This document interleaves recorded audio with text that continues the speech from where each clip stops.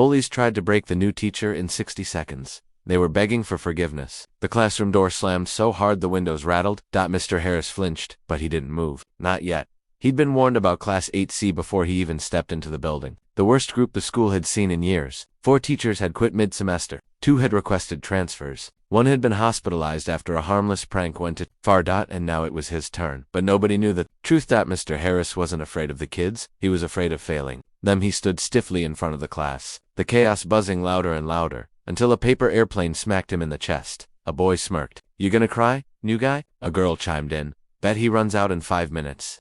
Someone tossed a chair, not at him, but close enough to make their point. Everyone was watching. Waiting. Testing. Break him, their eyes said. But Mr. Harris just inhaled deeply and whispered to himself, "Not this time. Not again." The day everything broke the past year had crushed him: his mother's sudden death, a divorce he didn't see coming, and a career he'd abandoned after burnout. Teaching used to give him purpose, but life had stripped all the color from it. He'd returned in hope of rebuilding, but now, standing in front of these angry, hurting kids, he felt his chest tighten. "This won't work," he muttered later that afternoon in the staff restroom, gripping the sink. "I'm not strong enough anymore."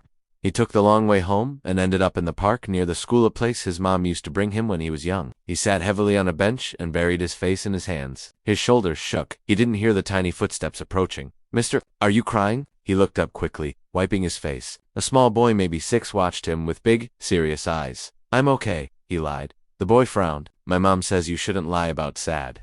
Mr. Harris let out a wet laugh. "Your mom sounds very smart." "She is." The boy nodded proudly. Then, after a moment, he said the strangest, most unexpected thing. "You can borrow my mom if you want." Mr. Harris blinked. "What? You look lonely." "Mom says nobody should be lonely, so you can borrow her." He pointed toward a lady across the park. She smiled warmly when she noticed them. "She hugs really good," he added with complete sincerity, and Mr. Harris broke this time in a different way. Not from pain. From kindness. It had been so long since anyone had offered him anything without wanting something back. "Thank you," he whispered hoarsely. "I needed to hear that." The boy nodded like he understood everything. "When I'm sad, Mom says we should tell people. Then we can fix things." Fix things. The words stuck to his ribs, too, the moment the class snapped the next day. 8C walked into class ready to attack. They could sense uncertainty like sharks smelled blood. Rumors spread fast. The new teacher cried in the bathroom. "He won't last a week. He's too soft." So when they started trouble, they expected him to fold. But today, he didn't. A tall boy shoved a smaller one aside. A girl threw a book. Someone cursed loudly.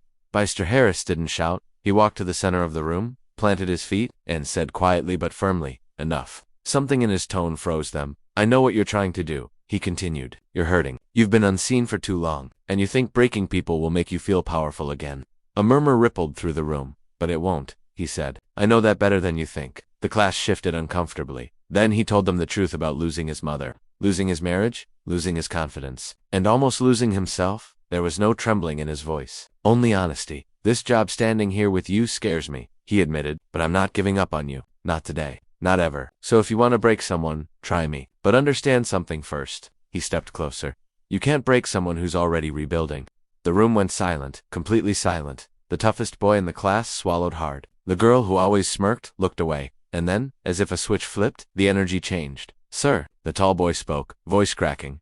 We didn't know," another girl whispered. "We're sorry." One by one, tentatively, awkwardly, sincerely, they apologized. In 60 seconds, the walls they'd spent years building crumbled. Not because he yelled, not because he punished them, but because he showed them what courage looked like. 3. The change they created together from that day forward. The class transformed. It didn't happen overnight. Real healing rarely does, but Mr. Harris approached each day with patience and understanding. He learned who struggled with unstable homes, who was bullied outside the classroom, who was caring for younger siblings, who felt invisible. He made them feel noticed, he made them feel safe, he made them feel worth something, and they gave him something to purpose. Laughter, small victories, moments of joy he never thought he'd feel again. They became a team, a family, in their own chaotic way. 4. The full circle moment months later. After a surprisingly good day, Mr. Harris walked through the park again. He spotted the little boy from before, and the boy spotted him. "Mr. Teacher," he shouted, running over. Mr. Harris laughed. "Hey there. You don't look sad today," the boy announced proudly. "No," he smiled. "I'm doing much better." The boy nodded, satisfied. "See, I told you borrowing my mom would help." Mr. Harris chuckled. "It helped more than you know."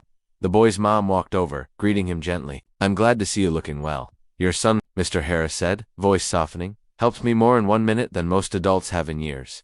She placed a hand over her heart. He has a good soul. Thank you for telling me. Mr. Harris watched the boy run off, chasing pigeons, full of life.